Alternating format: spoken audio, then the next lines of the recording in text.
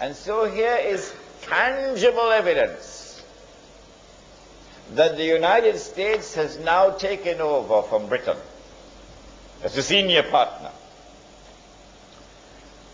Evidence number two. At the end of the Second World War, in 1945, the international community came together in a conference in Bretton Woods in upstate New York to create a new international monetary system. Prior to this, Britain, London, was the financial capital of the world. Ever since the Bank of England was established maybe 200 years earlier, London was the financial capital of the world. And the ruling currency in the world was the British sterling pound. His Majesty the sterling pound. But now at Bretton Woods something strange happens. The Bretton Woods Agreement confers upon the US dollar the status of the ruling currency. And the Bretton Woods Agreement confers upon Washington the status of the financial capital of the world. Because the International Monetary Fund is now located in Washington. The British didn't like that at all. The World Bank is located in Washington. The British didn't like that at all. So here is the second tangible evidence that Britain has now conceded and the United States has now taken over as the ruling power in the world. And then came a third and even more dramatic evidence.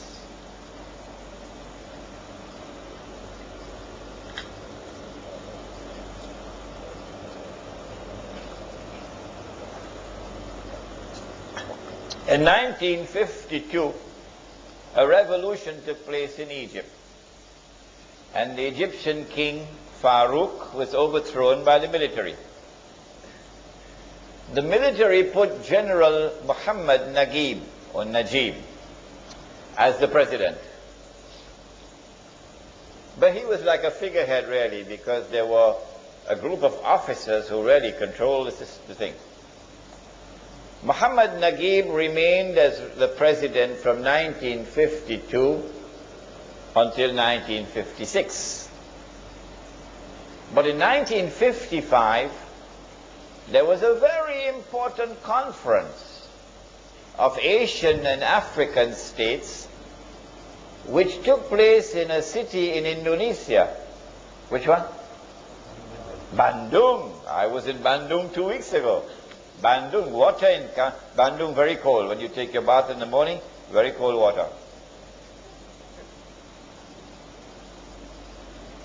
At the Bandung conference, it is not Muhammad Najib who goes to represent Egypt, but rather a man named Gamal Abdel Nasser.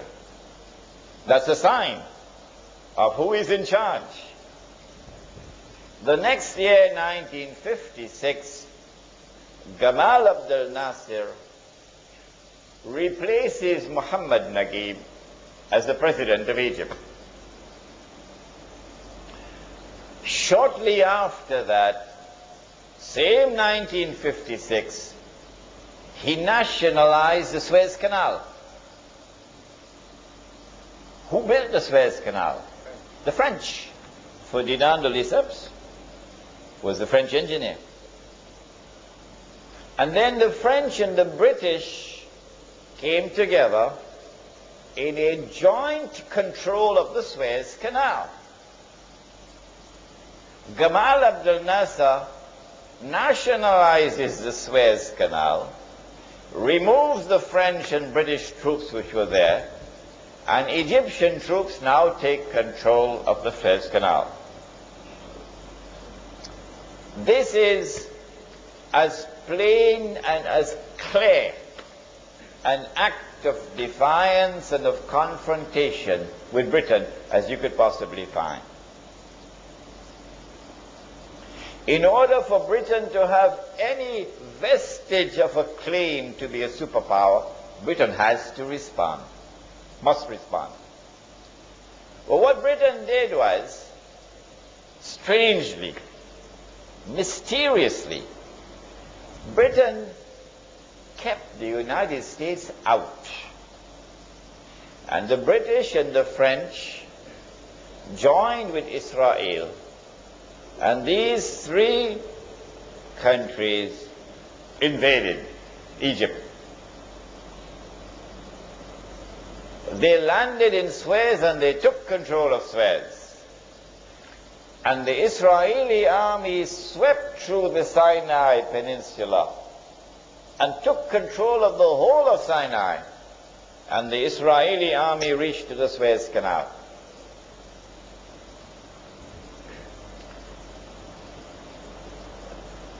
General Dwight Eisenhower said, "No, I will not allow this. Go back." Can you tell Britain that? Withdraw your troops, go back. Will Britain obey? Sir Anthony Eden was the British Prime Minister. Guess what Britain had to do? Britain had to withdraw its troops. And France had to withdraw its troops. And the state of Israel had to withdraw its troops back to Israel. Because the American president said, "No, I will not permit it. Go back." So here you have the third, the most dramatic of all evidence that the United States of America has now taken over from Britain as the ruling power in the world.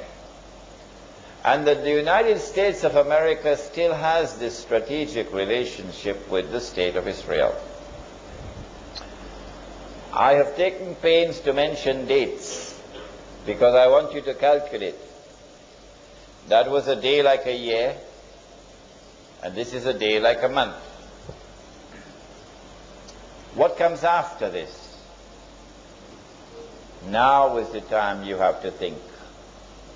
And if out there in Indonesia they could understand it so easily and so quickly, grasp it so quickly, there is no reason why you cannot.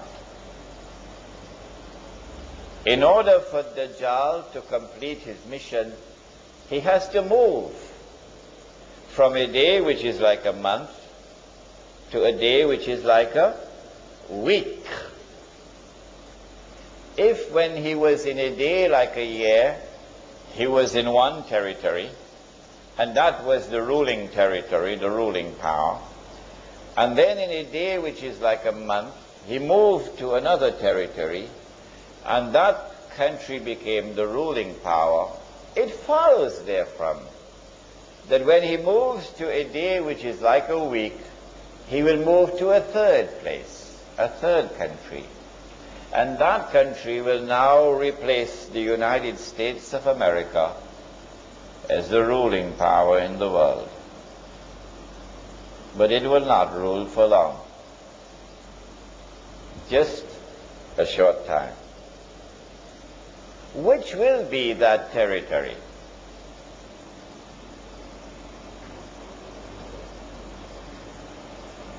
China? Ready? You think so? Anybody else? Israel, of course. Of course, Israel.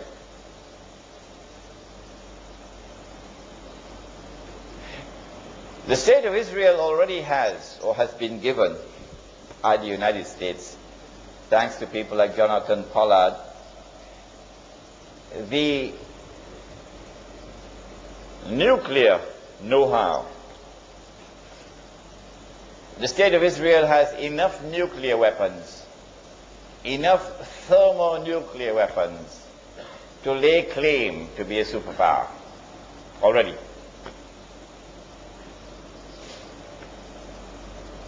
But in order to be recognized as a ruling power in the world, Israel will have to give a spectacular display. A spectacular display, a dazzling display of its military might, which it has never done so far. All that the world has seen is glimpses of what Israel is capable of doing. But it'll have to be a spectacular display of its military power. When it does so, it will have to emerge out of that military event.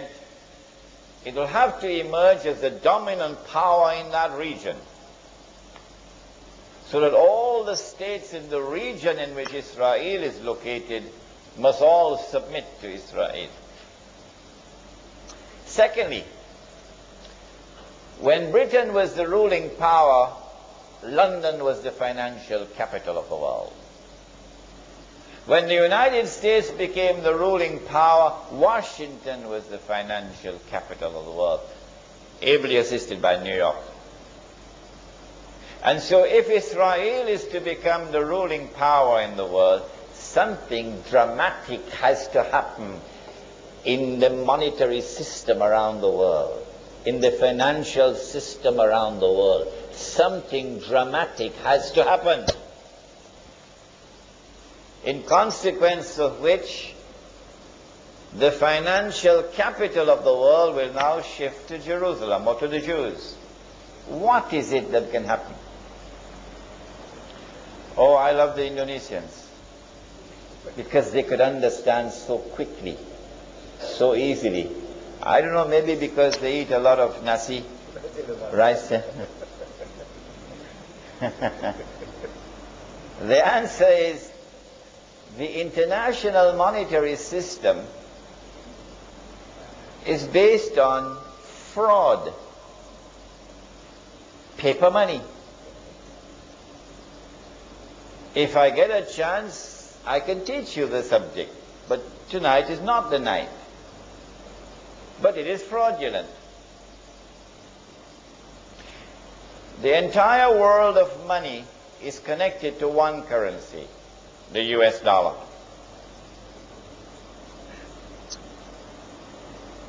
The Indonesian rupiah can fall, and it will cause ripple effect on neighboring countries and so on, but it wouldn't bring down the world. The Turkish lira could be ready for Salatul Janaza, which is almost what is happening now. Turkish lira. But it would not bring down the world of paper money. But if the US dollar collapses,